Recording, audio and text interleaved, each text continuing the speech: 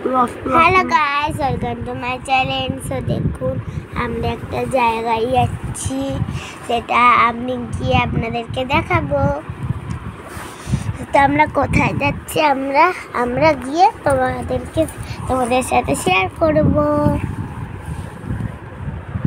চলো, tata. Finally আমরা ready, চলো বেরাই। আমরা এখন যাই, তারপর তোমাদের বলবো আমরা কোথায় যাচ্ছি। তো বলো কেরম লাগছে আমাকে। চলো টাটা।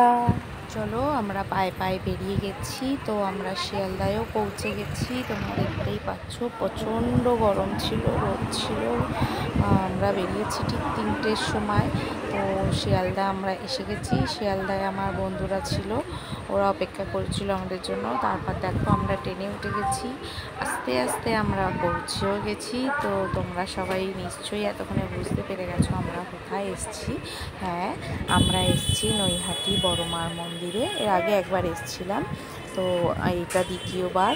বহুদিন আগে থেকে অপেক্ষা করছিলাম আসার জন্য, যে কখন মা টানবে আর আমরা আসবো। তো ফাইনালি মা আমাদেরকে টেনেছে তার কাছে যাওয়ার জন্য, মাথা নত করার জন্য। তো আজ সেই দিনকার আমরা গেছি। তো দেখো আমরা ডালা ঠালা নিয়ে নিয়েছি, নিয়ে আমরা ফাইনালি মায়ের দর্শনের জন্য এগোচ্ছি আস্তে আস্তে। তো লাইন ছিল না, ফাঁকা ছিল, যেহেতু বিকেলের টাইমটা ছিল। আমরা পৌঁছেছি তখন 5টা বাজে, 5টা মোটামুটি বাজতে চায়। তো কিছুটা লাইন ছিল, এগিয়ে গিয়ে দেখো তারপরে খুব সুন্দর মায়ের মূর্তিটা এরকম ফটো ফ্রেম করা। এই যে প্রিয়াংশু, রন্টির বন্ধু, টুকটুক, তারপরে প্রিয়াঙ্কার বাড়ির লোকে ছিল, ওর মা, প্রিয়াঙ্কা, ওর বর, আমরা এই কজনই গেছিলাম।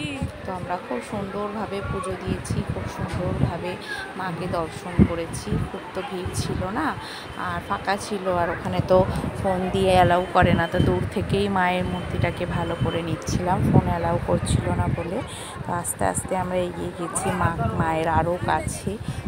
তো তারপরে পুজো দিয়ে আমরা চলে এসেছি গঙ্গার ঘাটটায়। এখানটায় আসলে খুব ভালো লাগে। যদি একটুখানি চান করতে পারতাম তো আরও মনটা শান্তি হতো, কিন্তু সেই তো ব্যবস্থা নেই। তো আস্তে আস্তে আমরা বাড়ির দিকে রওনা হলাম। তারপরে ক্লিপগুলো আর নেওয়া হয়নি, খুব ব্যস্ততার মধ্যে, মানে কি বাচ্চাগুলোকে নিয়ে আর সেরমভাবে ক্লিপটা নেওয়া হয়নি। তো আস্তে আস্তে আমরা বাড়ি এসেছি। দেখো সূর্যটা কি ভালো লাগছে, অস্ত যাচ্ছে, বেশ ভালো লাগছিল, খুব শান্তি পাচ্ছিলাম গিয়ে ওখানটায়।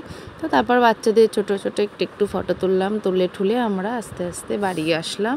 বাড়ি আসতে আসতে রাত হয়ে গেছিলো, মিনিমাম